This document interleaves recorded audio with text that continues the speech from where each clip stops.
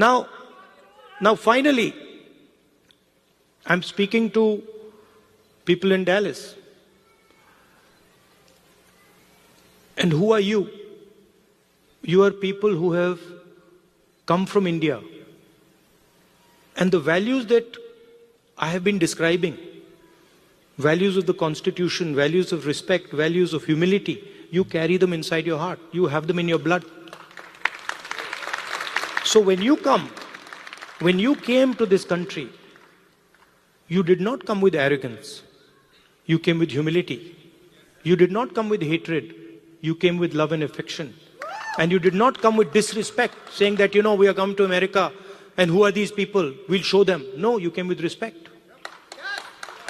So inside your heart is respect, is love, humility. And you are our ambassadors in one way.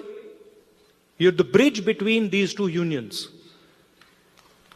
United States of America and Union of States, which is written in our Constitution. And so you have a very important role. Because the relationship between these two unions is going to determine the future of both these unions. The United States needs India, and India needs the United States. It's a fact. We cannot get away from it. So you have a very important role of being the bridge between your old home and your new home. Right? And in my view,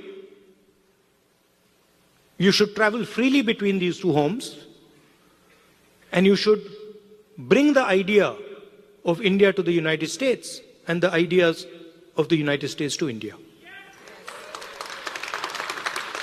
Sam said that I had promised that I will go to Dallas. And it's true.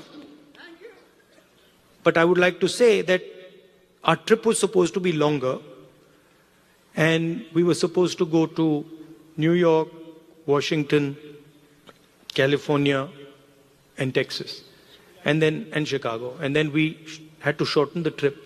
And so I told Sam, look, I have promised the people of Dallas, so we have to go to Dallas. And so we included Dallas in our itinerary. And I think it was a very good idea.